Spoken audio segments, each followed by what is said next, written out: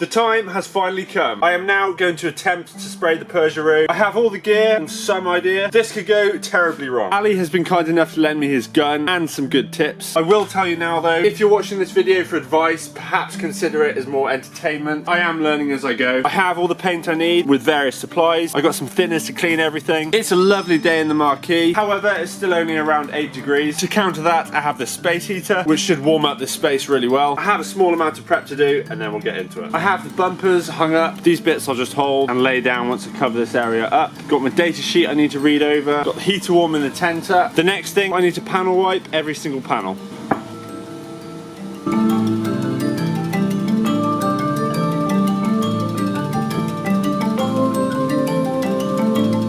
I've gone over the entire car with panel wipe. Now I need to clean and set up this gravity fed gun. I've already set the pressure on the regulator and the compressor. I'll dismantle this and give it a good clean. I need to get the paint off this needle.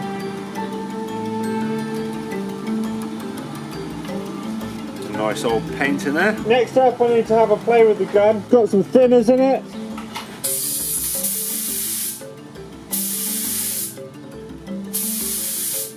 Put the nozzle on the wrong way.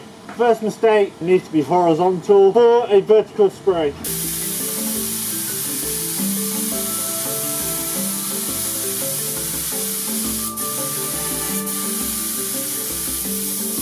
Think it's okay? I'm not too sure, but I think it's okay.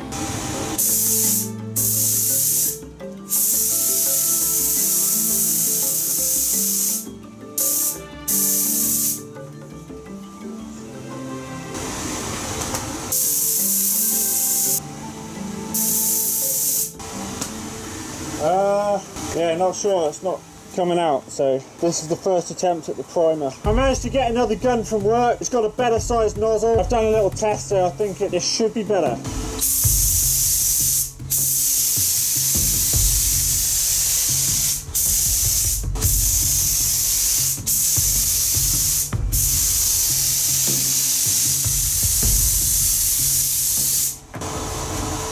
Yeah, I don't know, I'm not convinced.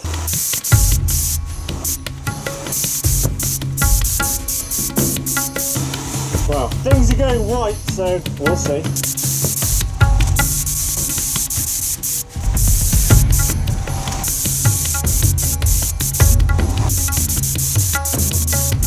I seriously do not know what the heck I'm doing.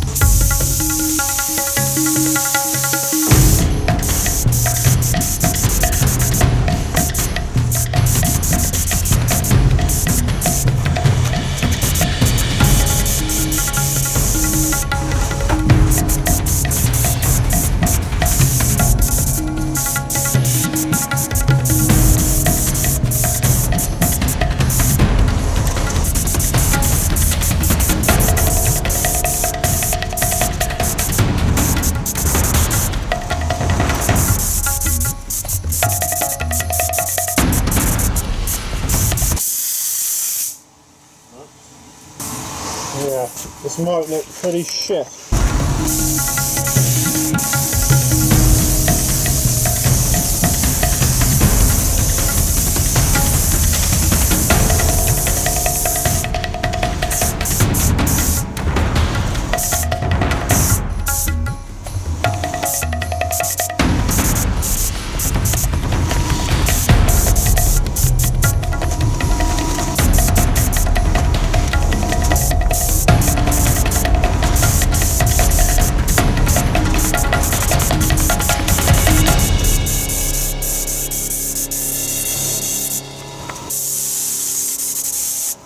The gun was blocked. I've spent ages trying to get it clear. It's spraying okay, but not as good as it was. So I have to just carry on.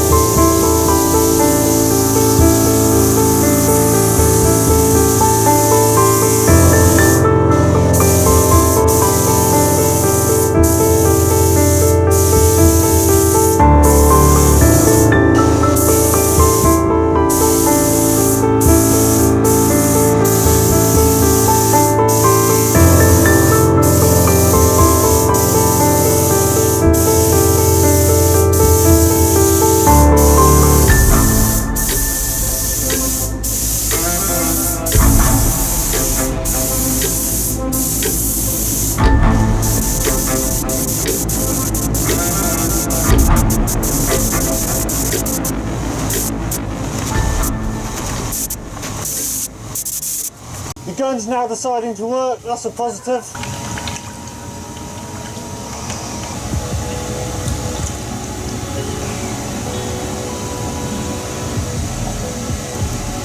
So we're now doing the colour, which is brilliant white.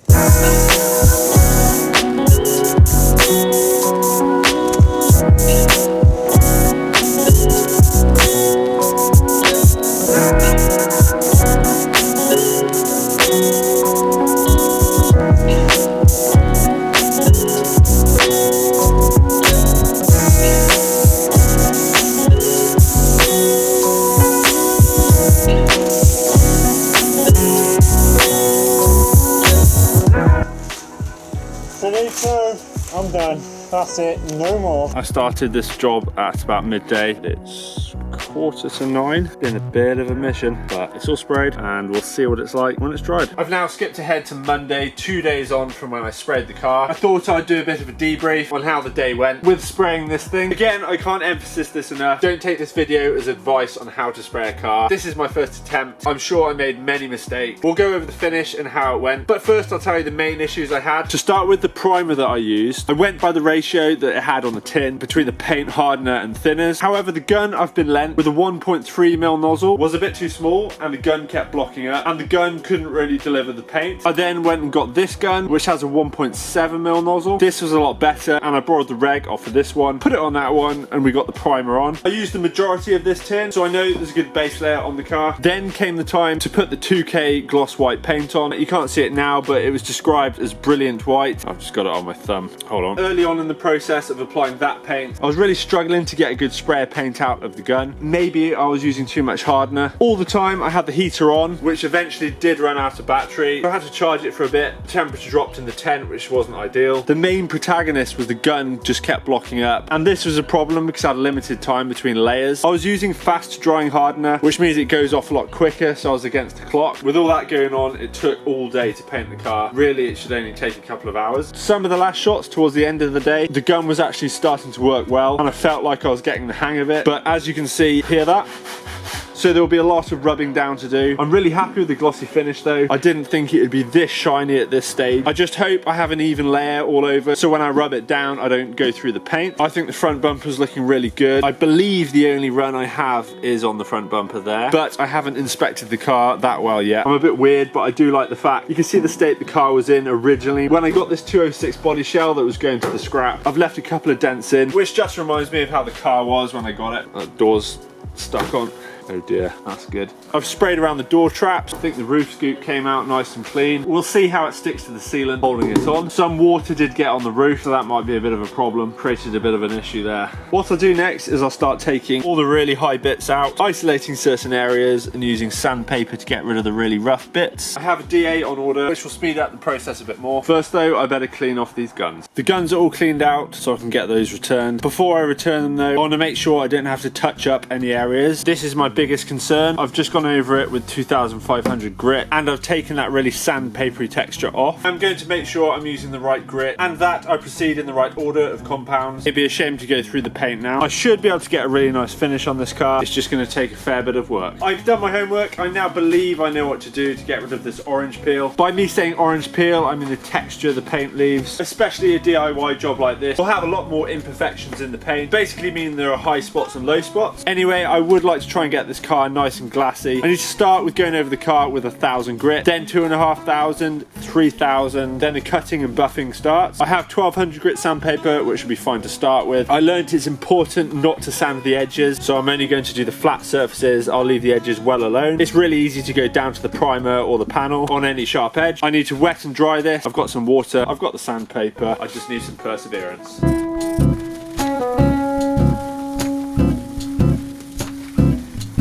I'm under the impression it's important to do this stage with the sandpaper manually by hand and not use a machine. With a DA or a sander, it would be so easy to go straight through the paint. This is a lot slower, but I think it's a bit safer.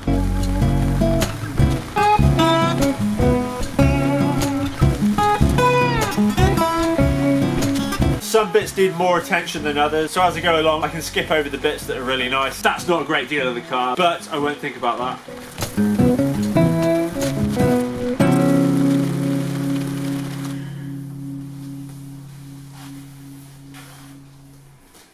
I will test the entire process on this front quarter panel. Therefore, if I screw it up, I haven't done the whole car. I've gone over it with 1200. I will try and dig out some 2500 now.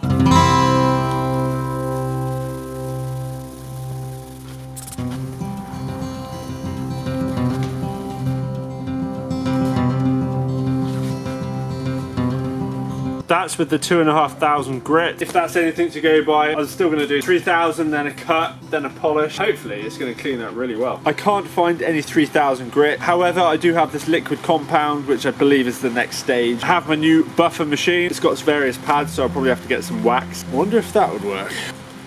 Mold release wax. Anyway, I will guess with this stuff what I need to do. The instructions are ridiculously small, so I can't read them. Let's give it a go.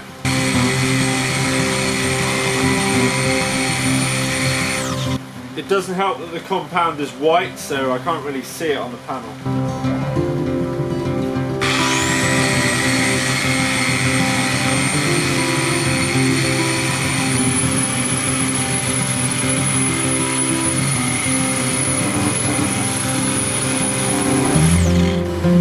Oh, it's getting shinier. Oh, there's shit on the lens. Is it noticeable? There's only a little mark on the lens. Alright, we're back. Right, I think I've proven the concept, so I'm going to go for it. I'll start by sanding the entire car by hand, then we'll get into the cutting. When I finally sort out some polish, I can do that.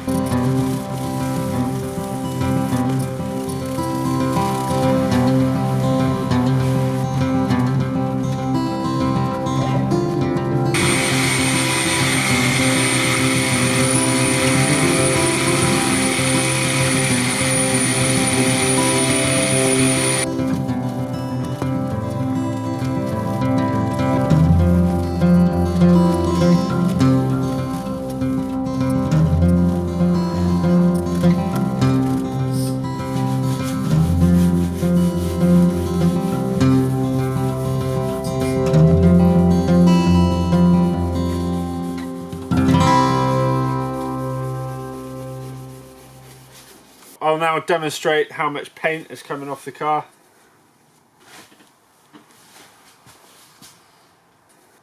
Hopefully I put enough layers on. I have gone over the entire car in 1200 grit. I will wipe all the excess off, then we'll be ready for 2500 grit.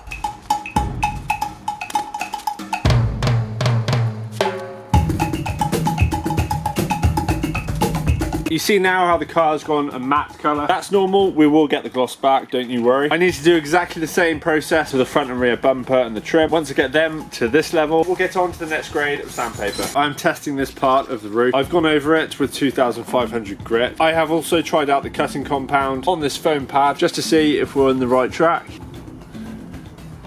It's looking pretty good. Very hard to tell with these lights. Feels nice and smooth. I'm happy with that finish. I'm going to do the entire roof now and the offside of the car. All of the area is now wet sanded to 2500 grit. By using the cutting compound, we should get a nice shine back. Need power.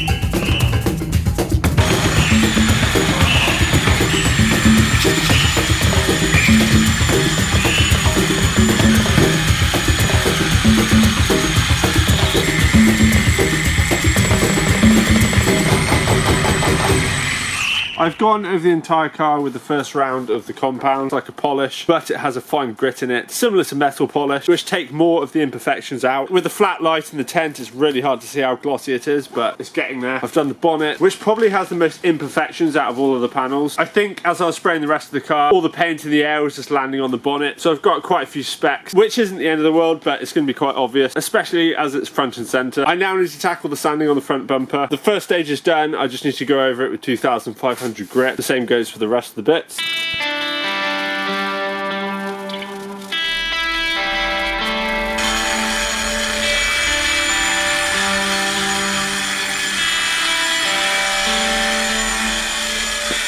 I think I can see the end in sight, which I'm kind of pleased to see, to be honest. It's been one hell of a month. The whole car's been covered with the compound using the foam pad. For the second run, I'm going to use the wire wall pad. This should get even more small scratches out.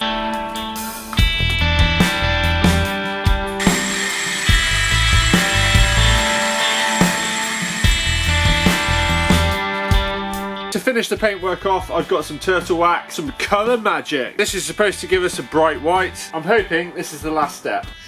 Sugar. That's a lot.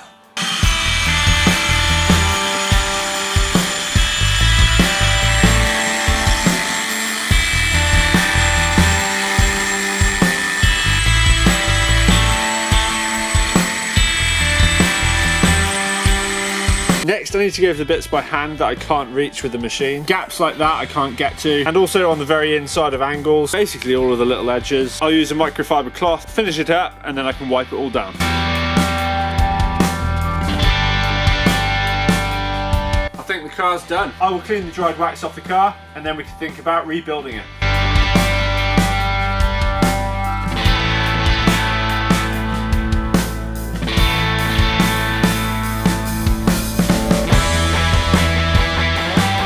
Right, that's enough polishing for one lifetime. I can now demask everything. It's like Christmas Day. Oh no. There's already some overspray. Just pretend you didn't see that.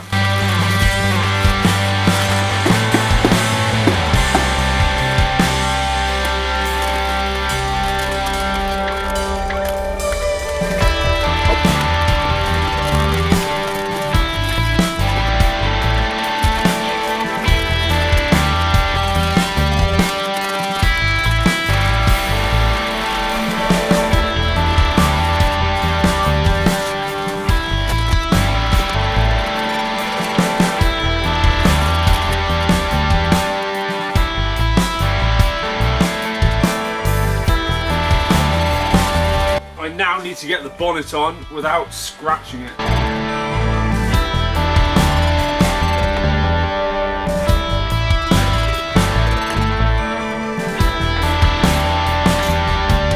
This is as far as I'm going to go with rebuilding the front end. I'm still waiting on a few upgrades for the engine, and I need the front bumper off for that, so I'll move on towards the back of the car.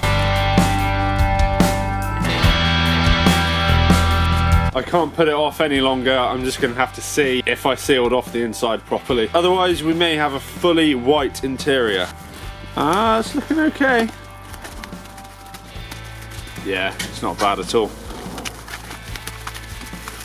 Awesome. Makes me want to get out and drive this thing again.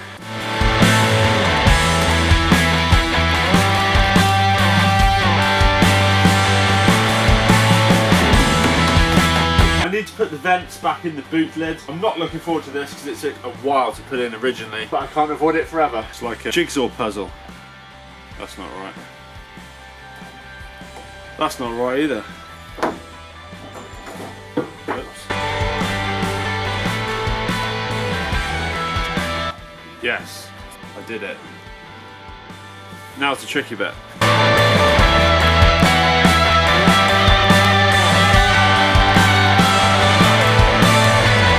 Patience and finesse is key.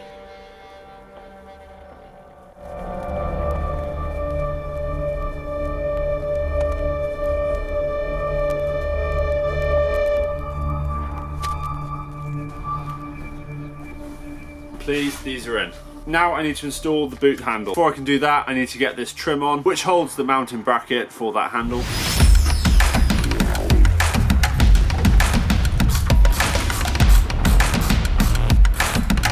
I can now get the number plate lights in.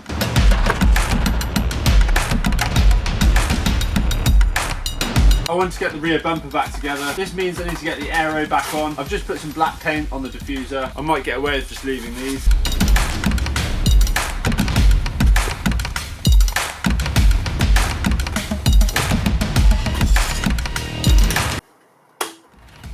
While I wait for the paint to dry on the diffuser, the mirrors and a few bits of trim, I'll get the door seal and window rubbers back in the car.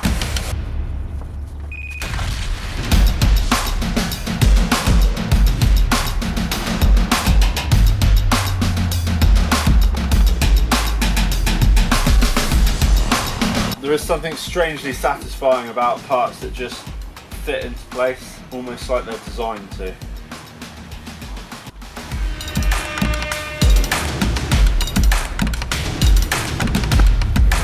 I need to give the front windows a really good clean up, as not to scratch them when I put them on the car.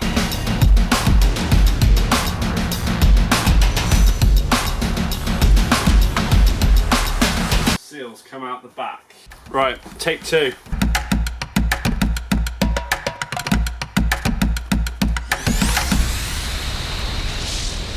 Great success.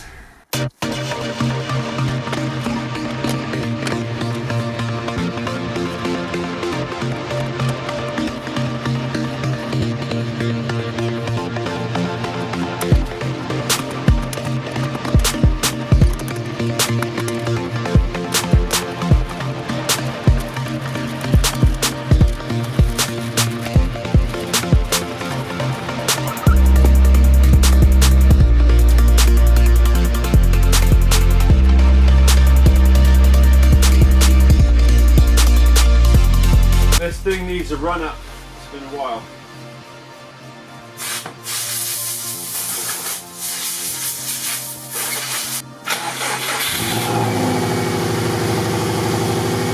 Just gonna get fuming here, so I'm gonna call it a day. Let this car run up to temperature. It'll be Christmas Day tomorrow. We'll see how much work we get done. We will continue when we continue. Christmas Day and Santa's delivered. I have a nice surprise in that corner. We'll have a look at those in a bit. I'm going to put the diffuser back in the rear bumper, try and assemble that and get that on the car. Then we won't be far away from getting this car back together.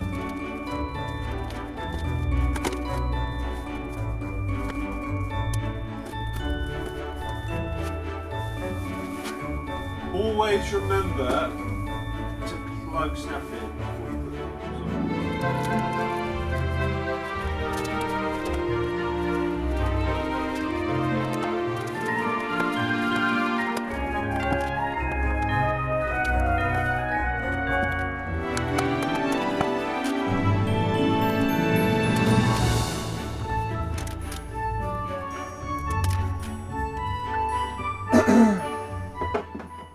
These are notoriously difficult to fit. I was wondering why I couldn't fit the light. Still got the masking tape on the holes. They are notoriously hard to fit when you've gone and taped the holes up.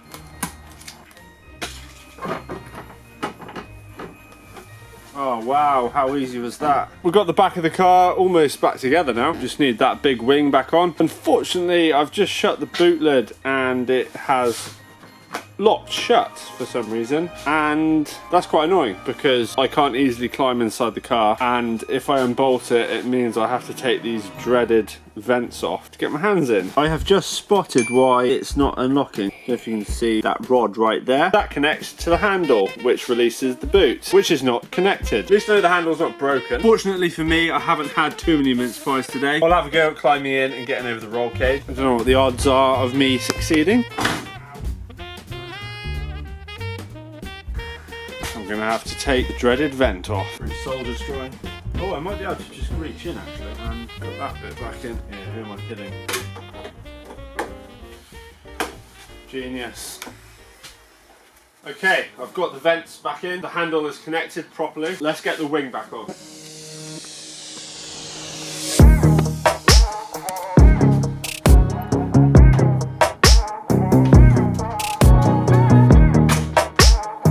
Superb. The Peugeot is starting to look like itself again. Those of you with a keen eye will have noticed this package in the back. Let's talk about this next. Santa has been very generous. I have a pair of Mishimoto fans that I will install on the radiator. They are going to replace the original fan from the Peugeot 206. This has been okay, but the CFM rating is not high enough for cooling the car. If you have been following the channel, cooling the engine has been a big issue. I have the shroud that goes in the back, so that will be my template as to where I'm going to fit the new fans in. Let's have a look at the new ones.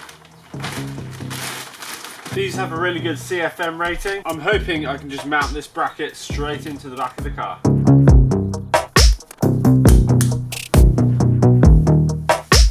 I've put the ducting back in just to see how the fan will fit in.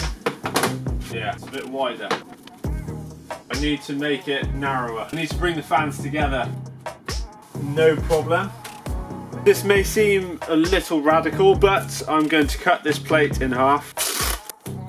It will all make sense. I'm now marking the edge of the fan. I now have a reference point how close I can put them together. I think it's going to be safer just to take these fans off.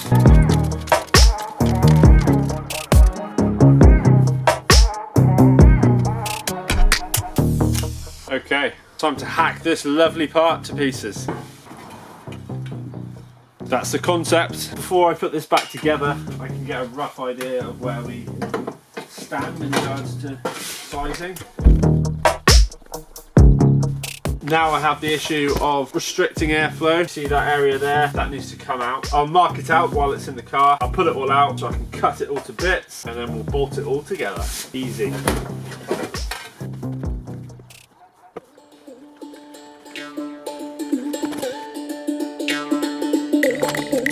The shroud is cut and back in the car. Let's get the fan assembly back together.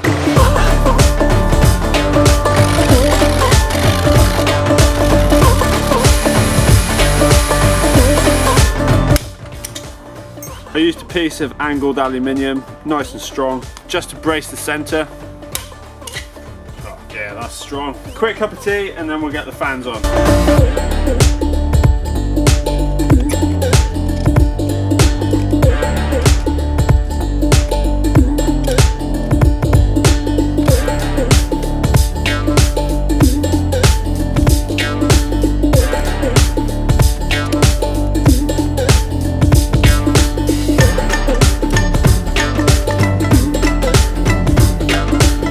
Simplest thing to do here is fix it to the shroud, then just have a plug for the wiring so I can unclip it, take the shroud out and the fans as one. I just need to decide how we're going to fix it to the shroud.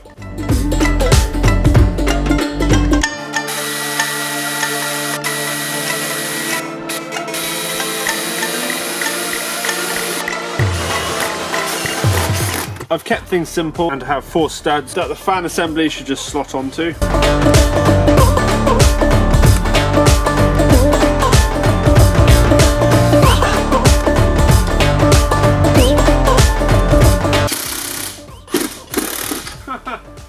Whoops, see what I did? Threaded these two onto the wrong one. I am paying attention really.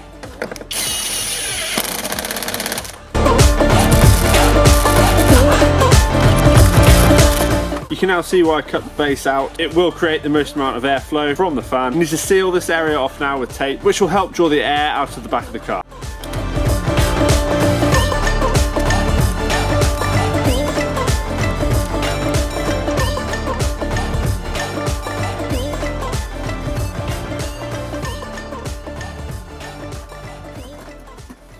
With the wiring, we have 2 fans, therefore there are 2 sets of wires. I will join them together, we'll get some bullet connectors on, then I'll convert the wires in the car to spade as well, and it should be, in theory, just plug and play. As long as they're pull fans, haha. No, I'm 99% sure they are. I did check.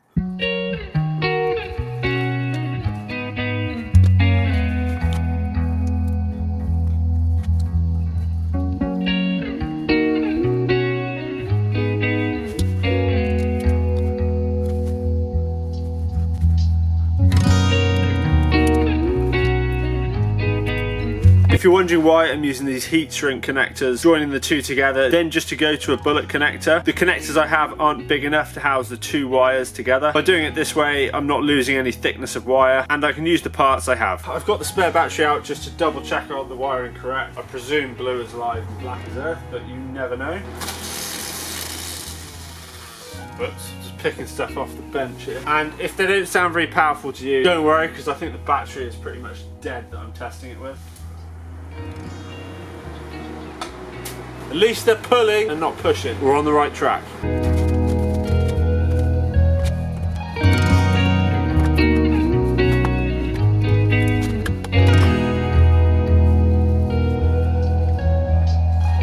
Probably a bit too long. Tuck it down out the way. I need to heat shrink all of this, but I can't find the lighter. I'll get that done at some point. And that's the new rad setup complete. I've sealed in the back with some good old trusty tape. The wiring is all nicely secured. I'll run up the car at some point and give it a good test. I'm hoping the extra CFM with these 2 fans has helped with the cooling on the car. Ultimately, we need to get it out and test it and see how the pair perform.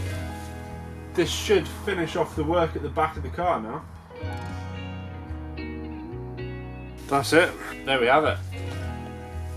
I'm waiting on an oil cooler which I ordered. I'm not sure if it's going in front of the intercooler yet, so I can't put the front end on. However, I can put the trims on the bonnet and build up the grille a bit. After you've painted a car, sometimes you have to drill out some of the smaller holes because the extra layers of tape make the hole smaller and you can't fit your bolts back through.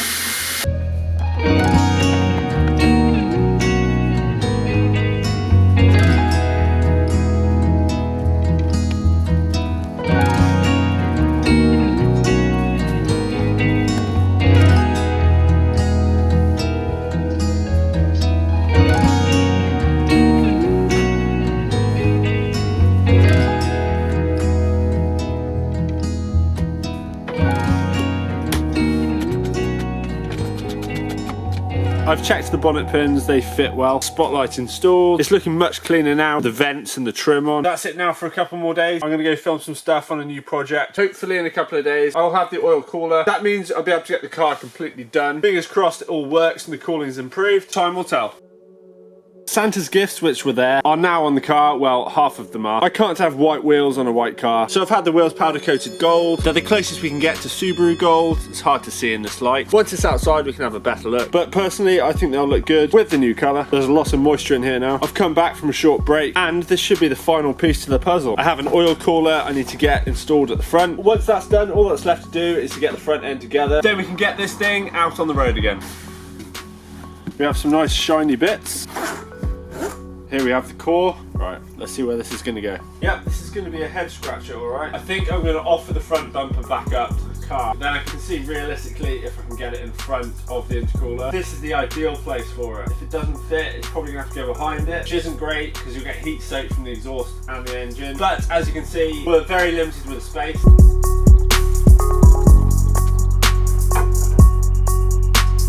We might be able to make it work. I need to see how the pipes are laid out as well. There's limited access to get down underneath the car. We'll make it work. In case you're unsure, the pipes need to go in the top. Otherwise, the cooler will drain of oil, making it hard to get the oil level correct. The grill will just fit nicely on the top side. Then it will just be splayed out at the bottom a bit. But I think it's well worth sacrificing the aesthetics slightly at the front in order to get really good airflow to the oil cooler, which will help the engine temps. This being said, it will affect the intercooler temp slightly, but with the size of the intercooler, I think we'll be fine. I now need to take the oil filter off, which in the past has been notoriously difficult. I had to go and get a new oil filter wrench. This small chain operated one actually does quite a good job. Finally, the oil filter's loose.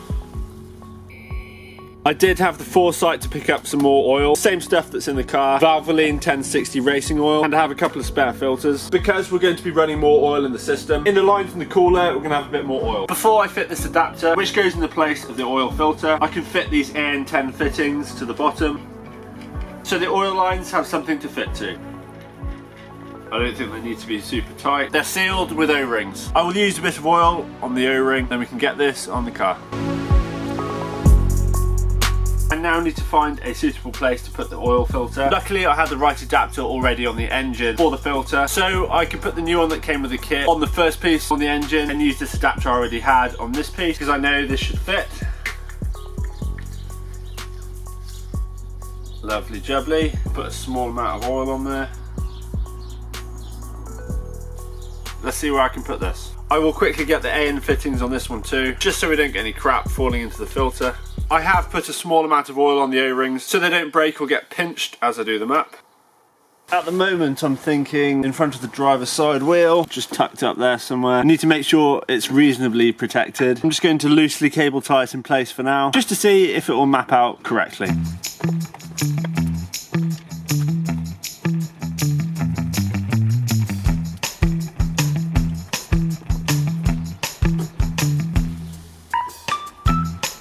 Let's do a quick diagram so I don't get confused myself. We have the engine, filter, we have in, out port. When I say in and out, it comes down, filters in from the outside through those 6 holes there. Then the filtered oil comes through the middle back into the engine. I need the system to flow properly. If we say that's the out, that's in. Then we have the remote filter, an out and in as well. So say that's the out and that's the in. I need the out to go to the out. The oil is now filtered once it goes through the filter. The in then goes to the cooler, goes through the cooler, cools the oil. So the oil is filtered and hopefully cooler. And then the oil goes back to the in to the engine. The important bit is to use the out port going to the out on the filter housing so the flow of oil is correct.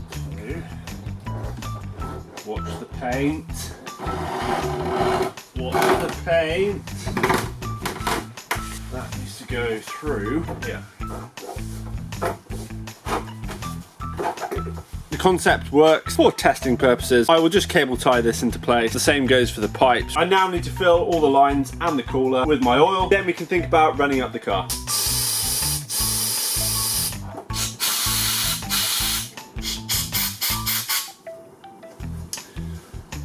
Smaller funnel. This could be quite time consuming. This stuff's like treacle. But it's all in the name of protecting the engine.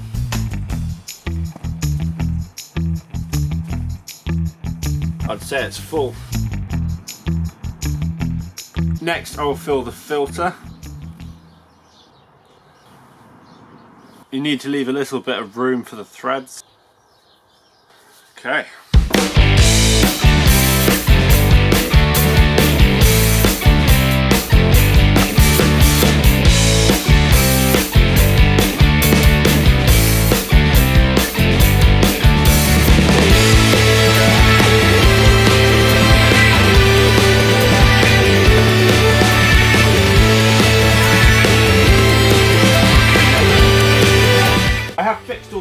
In place. There is as much oil squeezed in there as I can get. The dilemma I have is to test it, I need to run the car up. That means I'm going to smoke the tent out and I won't be able to carry on rebuilding the front end. So I'm just going to gamble, finish getting the car back together and pray we have no leaks.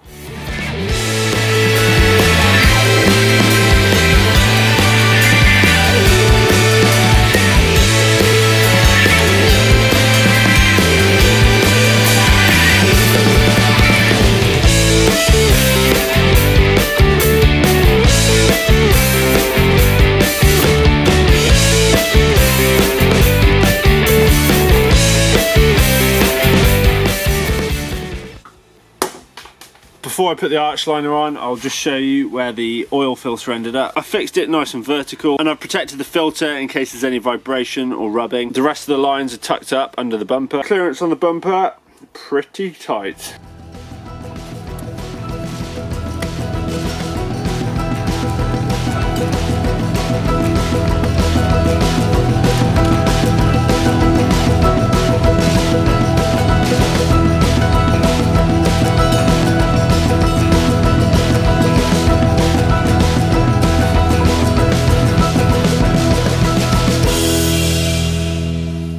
I was just about to take the car out for a test drive and it appears we have a problem. We've got a leak.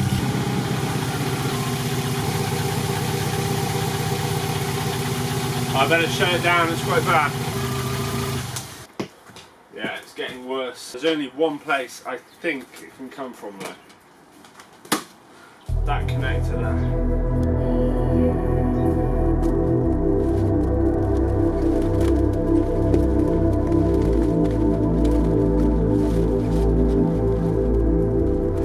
I've gone and done. I've gone and over tightened it, haven't I? Meaning, game over. I'll need to get this sorted out before I can go and test the car and show you the whole car outside in its finished form. It's not the way I wanted to end this episode. Thank you so much for watching. Like, comment, subscribe, and I'll see you very soon.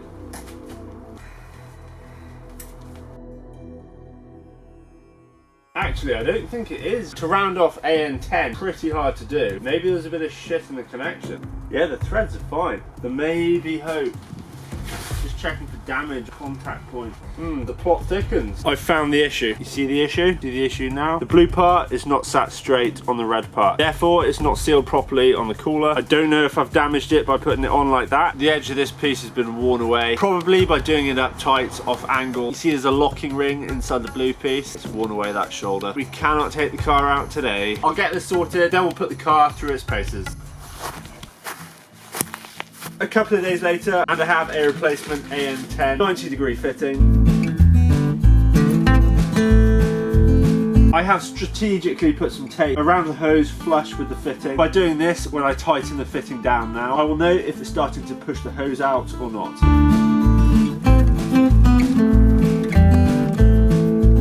The answer's no, so I think we're golden. Okay, the moment of truth. Full concentration mode needed. Can't afford to do this again.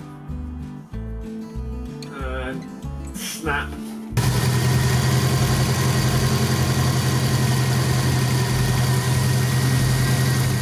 After running the car up, disconnection is now all good, no issues there. However, I have found another leak, which is coming from the boss for the oil filter housing down there. I'm going to relocate it now to a slightly different position. I'm going to pull it up over the top of the intercooler pipe. I just need to take the headlight out to do that. The leak is coming from both of the blanks that are in the ports on that housing. Presumably they're for sensors to go in. All I need to do is find a way of sealing them off, then we should be leak free. Getting closer.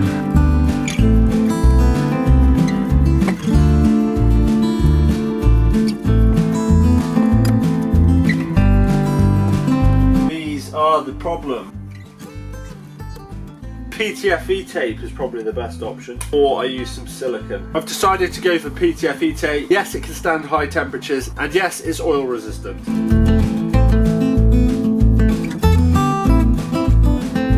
The next morning, and I've put some silicone over the port as well as the PTFE tape. It's been so cold overnight, it hasn't dried properly. If I start the car, the heat might help it dry a bit. I have made a good bracket for the housing now, and the layout of the pipes is much better. It'll give me room to fit the light back in. I'm going to run the car up again to make sure there are no leaks for the final time, and then we'll hit the road. It's looking good so far. I've had the car up to temperature. I'm happy there are no leaks at all. I've got the front end back together as we're going to have a hot car with a new oil system. I want to put this new fire extinguisher in the car, as the last thing we want is more golf related accidents. We're ready. I've just rolled the car back, and Houston, we have another problem. I think I've just had a brainwave. I don't think it is leaking anymore. Here we go.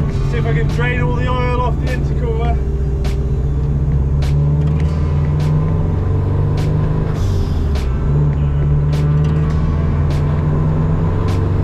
I've missed this car. The oil cooler is making a good difference. It's stabilising the water temperature at around 75 degrees, and it acts like a normal car when you're sat still for too long. Clearly there's not enough airflow and the temperature starts to creep up. So I've yet to test the fans in the back to see how well they do. We are expecting snow this afternoon, so glad I'm in a four-wheel drive.